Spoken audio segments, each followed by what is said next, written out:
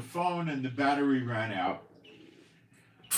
That was the problem. All right, so I want to finish this with the coming to Israel. So if anybody wants to come here, and I know you, and you want to come for a few weeks or something like that, we could talk about the guest house. Okay? I don't think we could keep anybody there long term because a lot of family comes and visits and friends, and we're going to rent it out and that type of thing. So, could you use it for a stopping off place till you rented your own place? Yeah, you could do things like that. Should you come? Are you trying to beat stopping on the way in the wilderness? Because if you are, that's not going to work. God will give you a very bad time here, and you'll probably wind up going back to where you came from and have a very unhappy experience.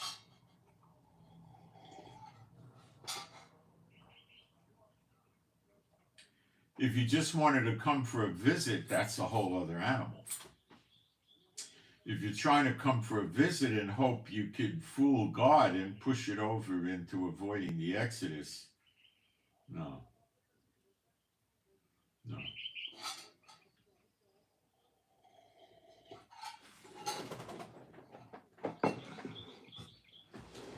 By the way, I'm still raising funds for me to replace that iPad. I have enough to get a cheap iPad, which I don't think is going to give us the sound, and it won't have the memory, it won't have the picture, it won't have this, it won't have that. I'm also thinking of compromising and getting a new phone. You saw what this phone did. A new phone and a new iPads, because some of you need to read between the lines. I think it might be prudent to have a phone that I could take out in the street with me, outside of the house, that doesn't rely on Wi-Fi. It uses the telephone company data stream, and do broadcasts from outside, because I think that's going to probably be something that comes up. But then again, the internet may be off when that comes up, so I don't know. But I think it might be a prudent idea. I don't know.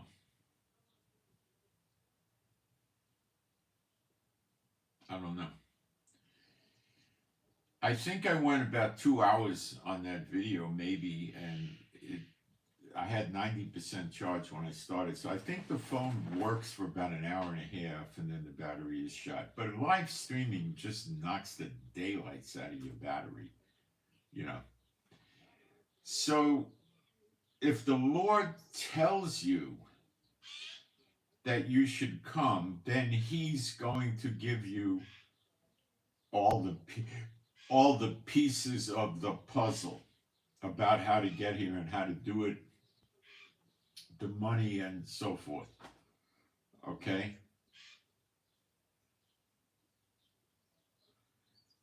If you don't know about all that and you're just trying to beat the stopping in the wilderness, look, I think the Lord's going to send people over here. I think. Do I have a scripture? No. Do I think? Yes. To come over here to get involved with, like, let's say when Elijah's working openly, when he's unveiled openly. Remember, John the Baptist had an unveiling. He was in the wilderness till then. Well, Elijah will too, and so will Apostle John, and they're going to probably need help. That's my thought. Only. I can't tell you if that's real, if it's for you, or another one, because I have no knowledge. So be careful. Remember, it's one thing if you just honestly want to take a trip to Israel. That's a horse of another color. But if you're doing that and hoping your trip falls over into the wilderness, now you're trying to fool God, and that never works. It's impossible. So don't go down that road. Okay? Don't. It'll be a disaster, believe me. A disaster. You don't want it. All right? Okay. If you really think the Lord is showing you that you should come, That's a horse of another color. Who am I to tell you that the Lord told you or didn't tell you? Who am I? I'm not God. I can't tell you, one way or the other. But then your coming probably has nothing to do with me. But again, so I was talking about the way it looks is the scriptures were Jeremiah 50, verse 17 and 18. And it talks about Assyria. And Assyria was Iran, Iraq, Kuwait, I believe the UAE, Syria. I think that's it. Iran, Iraq, Kuwait, Syria.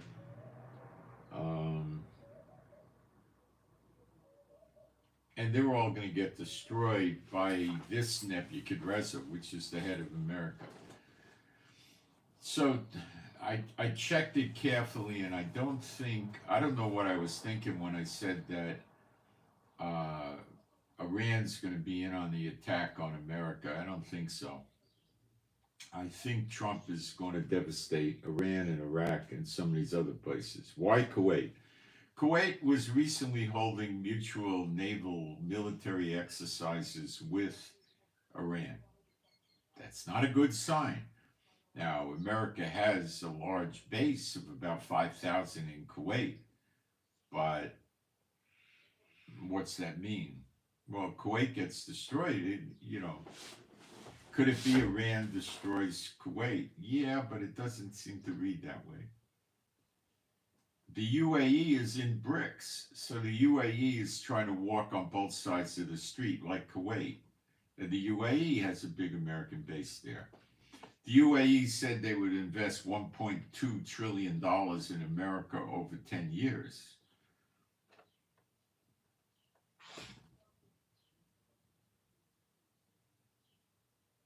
I heard something outside, like one of the dogs. I don't know what's going on. Let me call Bueller in. I don't know what she's up to. Hold on.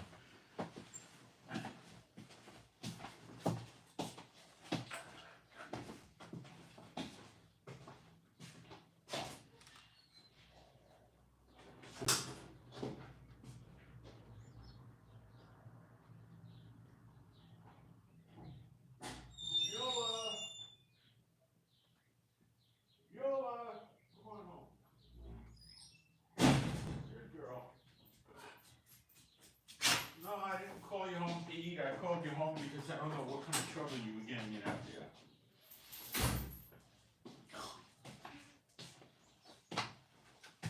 there. All right.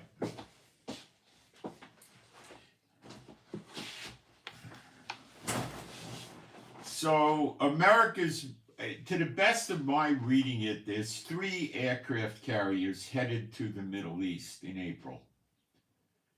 The Vincent, the Abraham Lincoln, and the Eisenhower. And the Harry Truman's here now. There's, counting the Harry Truman and her, I think 4 or 5 escort vessels, there's 25 American warships in the Middle East. That's a bunch. A lot. More than most countries have. And I don't know how many aircraft they have here. If I'm going to guess, it's probably between 100 and 200. And they're spread around in different countries. Okay?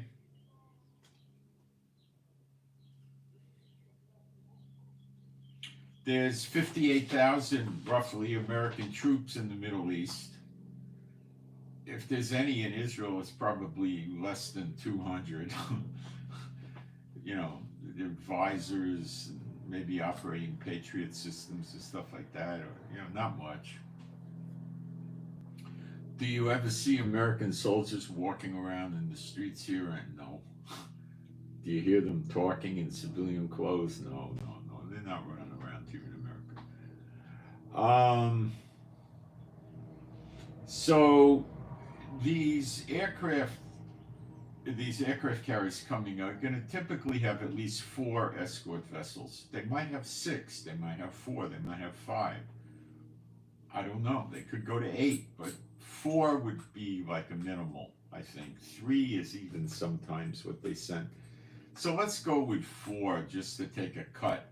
So you got 3 aircraft carrier groups, and what is intended to happen is the Harry Truman's been extended for 30 days here. When the first of these aircraft carriers get here, and there's one coming from Norfolk, and from the day it leaves, it could be here in 10 or 12 days or something like that, 14 days.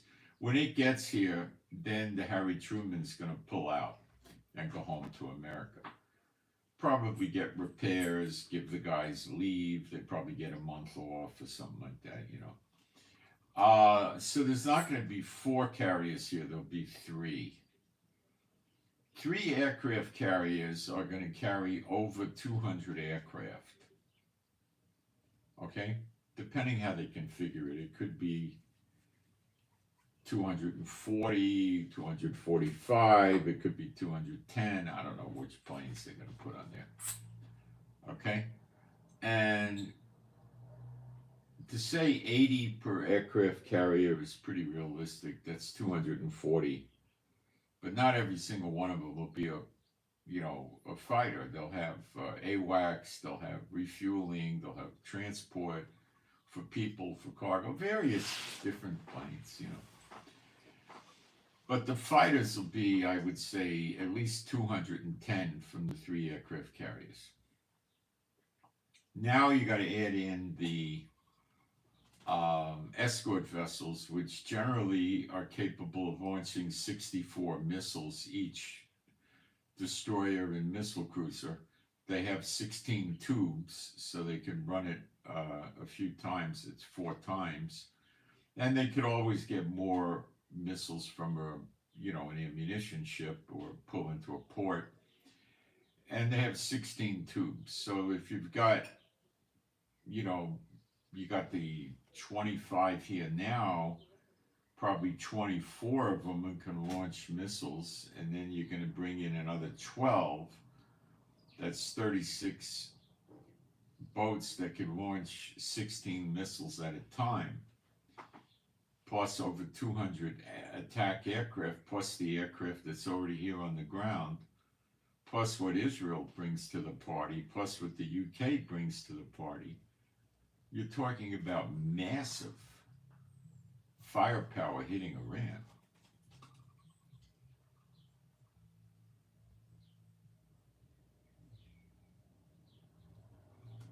It's apocalyptic in nature.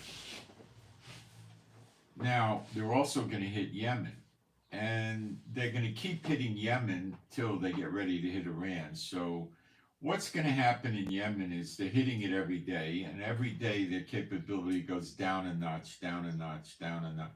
It might take another 7 to 14 days of daily bombing till you start seeing the Houthis unable to fire any missiles at ships or Israel, or launch drones at missiles and ships. They'll start having interruptions where a day or 2 or 3 might go by without any launches, and then they'll bounce back again.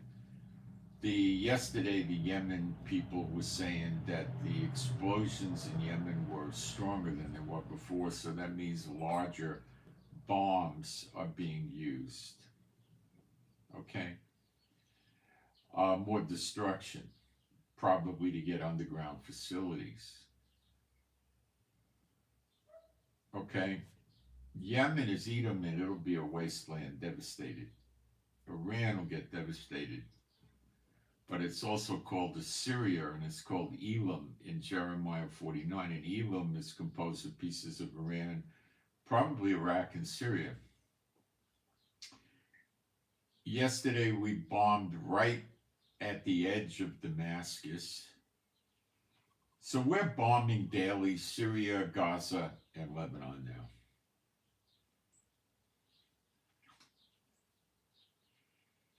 So I think America and other countries, because Jeremiah 49 says, it's the plural, the enemies of Elam, the enemies of Iran, Iraq, and Syria are going to attack it. So it can expand to more than just America. It could be America, UK, and Israel. That would do the trick. That's three.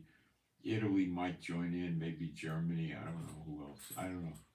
We got to watch. But America's going to be the lead charge there. Iran's not going to do any deals with America.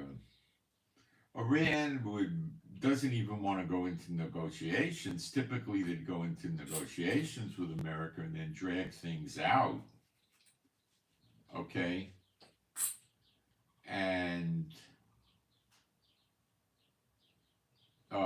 try to build up their military. Sleeper agents getting launched. Yeah, it's going to happen. I don't know when. The big problem now is Iran knows they're going to be attacked. They know if they're not attacked, they're going to have to kneel down to Trump and do what Trump wants them to do, and they're not really ready for that. Syria is no longer a proxy of theirs. Hamas and Gaza can't do anything. Although the Americans said they just approved a deal where the Gazan people can voluntarily leave Gaza. And they have a third country they can put them in, which I think is going to be Somaliland, which is a breakaway piece of geography from Somalia. It may not be that. It may be Sudan. It may be something else. But I think it's probably Somaliland. And I think there's going to be some that are going to leave, but I don't think it's going to be big. I don't know. Hamas may kill them if they show any signs of leaving. It's very likely they'll say, if we see you leaving, we'll shoot you. So then America or Israel may have to provide protection for them to get out. I don't know how it's going to play, but that's not how prophecy ends. Some of them might get out, but the whole evacuation and they get out alive and no, that doesn't happen. That's not going to happen. Hamas is saying, oh, we'll negotiate with you, but there's no meaningful negotiation with them. Their negotiation is, we remain in Gaza, we don't demilitarize, the people don't leave Gaza, it's nonsense. We have to leave Gaza, So I think America's pushing Netanyahu to annex pieces of Gaza for Israel, which is very prophetic. It shows us we're moving towards redemption. It does to me anyway. That's what I think. But we're not in redemption, but we're moving.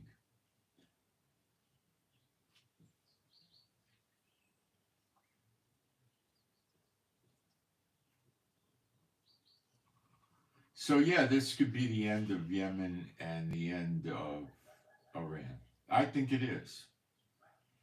But what's Iran going to do while they're waiting for those warships to come here, which is going to be sometime in April?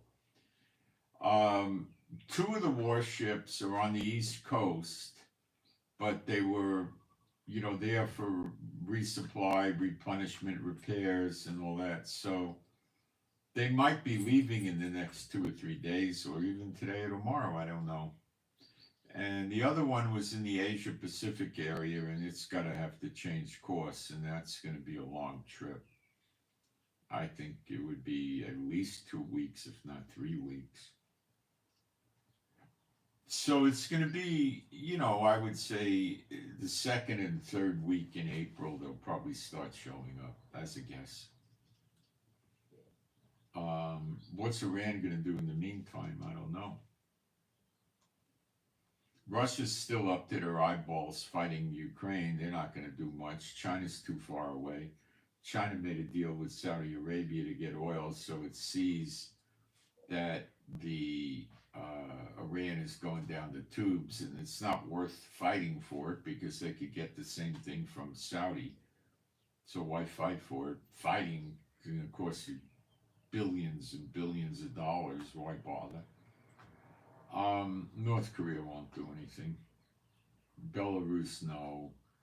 The stand countries, I doubt it. Cuba, Venezuela, nothing. So the only possible is Russia, and I don't know if they're really capable of doing anything. Their hands are full of with fighting in Ukraine, so I don't see what they can do. I don't see it. People said that they're not going to cut the people off from Social Security on March 31st because I was telling them that they are if the people don't present themselves in an office with ID before March 31st, which is near impossible. There's 42 million people on Social Security, and they closed a lot of their offices. That's never going to happen. And then they could try to verify themselves online. But the elderly, the disabled, the blind, the deaf, the dementia, the Alzheimer's, the bedridden, how are they going to do it? These are the most needy people in it. They're not going to get any payments after March 31st. And some people told me that's been set aside. I'll have to verify it. I don't know. I checked it this morning and it looked like it was still in play, but I'll check it. Maybe it is set aside. I don't know. I think it might be, but I'll check it. I don't know. If you know, let me know. Please let me know. Give me a link to where I could read it. So you got to be careful about coming to Israel. If any of you want to have a trip to Israel, you want to use my guest house, and I know who you are, we can work something out, okay? If I don't know you, I'm sorry. Get an Airbnb. Go to King's Tower in Tiberias, start there, okay? I'm not bringing people in that I don't know. I don't want to take that chance. I get it. I'll catch a Satan bot, and I don't need that. So, if you tell me that you've been watching me for years and years and I don't know who you are, I'm sorry, I can't take a chance. I don't want that. I can't bring a false believer under my roof. What happens is after they move in, they start telling me how they don't agree with my doctrine and they believe in some sick, churchianity, satanic doctrines, and now I have to throw them out of the house, and I just don't want to hear about it. It's not worth it to me. Okay? I can't do that. So you're not going to fool me. I'm just going to nicely refuse to do it. But it's going to be a firm refusal. But if I know who you are, and you know if I know who you are, then this is of some interest to you, and you're not trying. I don't suggest you try to make the great exodus now on your own. I think it'll run into a disaster for you. But if the Lord is telling you, that's between you and the Lord, but that doesn't mean I'm involved in it, because he would have to be telling me for me to be involved. He knows it wouldn't work for some person to some. I know you're supposed to be involved. My knee-jerk response to that is, if that's the case, the Lord will tell me. He hasn't told me, sorry. When he does, I'll let you know. If he does, I'll let you know. That's my knee-jerk reaction. I've been around for a long time. I'm not going to get fooled. I've been doing this for too long, What else?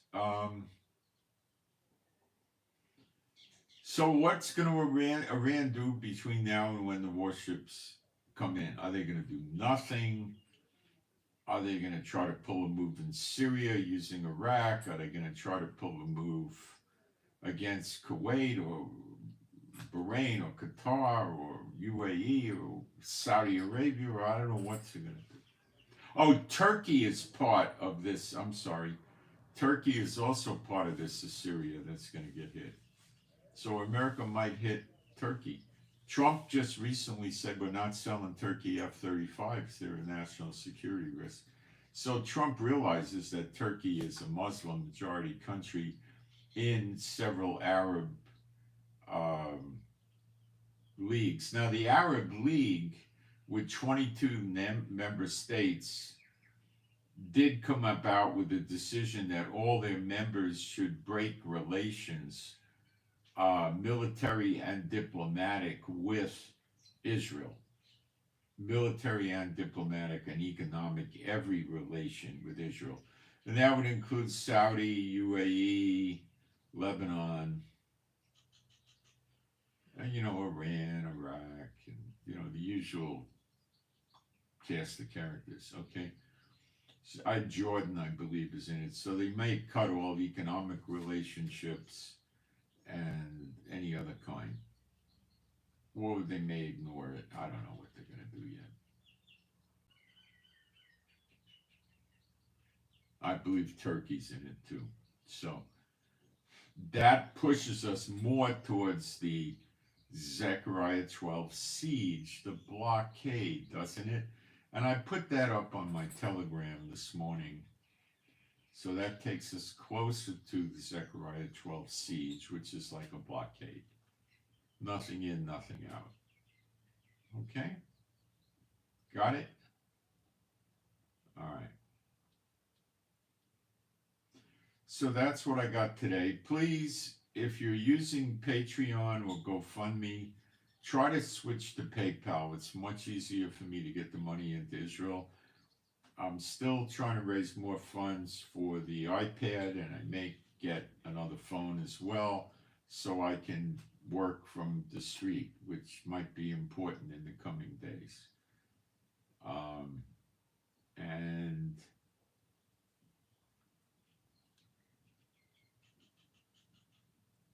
what else do I got to tell you?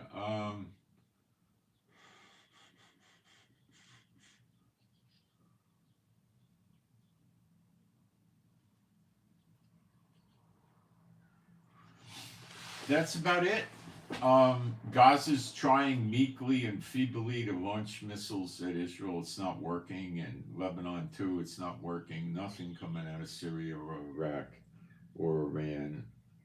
And the Houthis keep trying, but they don't get through. Eventually, the Houthis are going to have to get their head handed to them. And it will happen. I don't see a ground invasion. I just see a lot of bombing. Fires are on the rise. North Carolina, South Carolina, and Florida again. They never really all went away. So I will kindle fires in or about your cities in Jeremiah 50 or 51 is in play now. It's operating. Okay. We had 2 volcanoes erupt yesterday. That's the pillars of smoke. One was in Indonesia, one was in Hawaii. Indonesia was rather substantial. Hawaii wasn't that big a deal, but it was an eruption. Crazy weather is continuing. So that's what I got for now. And please pray for me and my wife, Rivka. She's traveling. Pray a traveler's prayer for her. And pray for me and my wife to be happy, healthy, and whole, and strength, stamina, endurance. And pray for our finances. Need help there. Pray for our healing, and pray for our birds and dogs to be happy, healthy, and whole.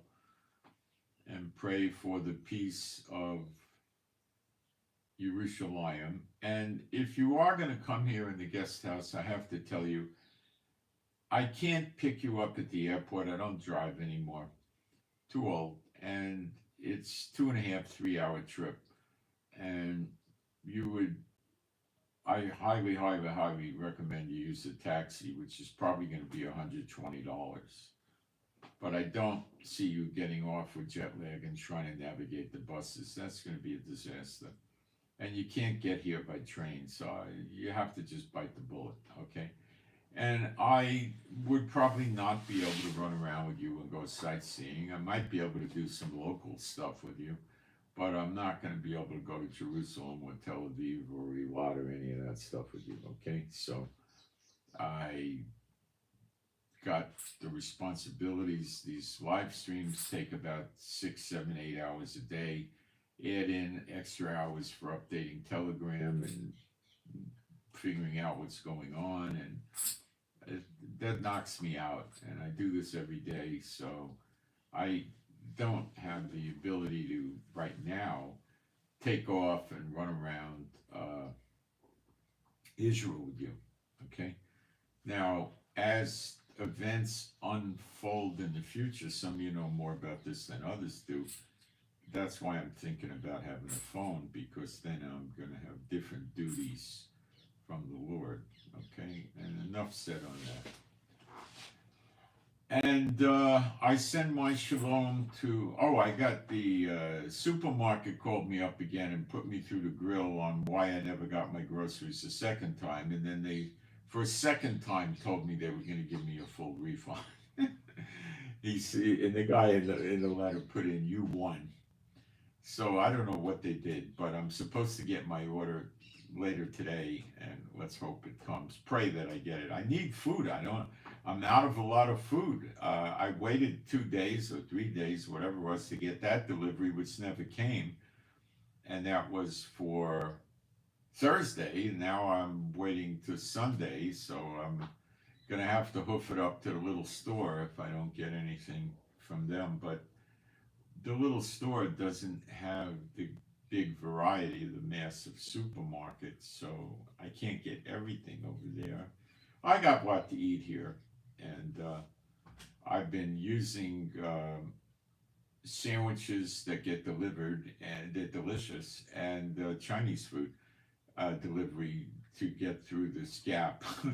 I refrained from pizza, which is not that nutritious. But there's a pizza guy here that's fantastic. It delivers and he's cheap. His pizza is Sicilian pizza, and it's as good as anything you'll get in New York. It's great. And you could get, burgers and sandwiches and stuff like that delivered. And you could get sushi delivered. You could get Thai and Japanese food delivered. You could get Chinese food delivered. And there's a pizza guy in the village there's two. One's kind of so-so. You can walk over there. It's right next to the grocery. You can walk over there and get a pizza and drag it back to the house. And it's acceptable, I guess, And you could also get frozen pizzas and then just put meat on them. Because there is no prohibition about eating meat and cheese like the rabbis teach. So you could get sandwich meat, like they sell a pepperoni here that's made out of beef, and it tastes like pepperoni. It's really good. The dogs love it. I love it. We all like it, And you take that, rip pieces up, put it on the frozen pizza. I have organic olives from our olive tree. You could put those on the pizza. You could put extra cheese on the pizza. And I have corn. You could put canned corn on the pizza, which a lot of Israelis do. I don't particularly like it, and I don't particularly dislike it, but you might like it. And then garlic powder and onion powder and this and that, and you could put cayenne on it or whatever, and you can make the pizza pretty interesting. It's still not that good for you, but it can get interesting. They do sell at the grocery Haagen-Dazs and Ben and Jerry's. If you want, I don't eat ice cream, but if you want to eat real ice cream, you can eat real ice cream. And that's about it. So I'm by myself here for some weeks, so it would be nice if somebody wanted to come and hang out in the guest house. Let me know. And it'd be more fun for me because I find myself talking to the dogs and the iPad, But I do have people come around the house, a little bit. So, okay. So I send my shalom to all those who love Yeshua. And I'm out.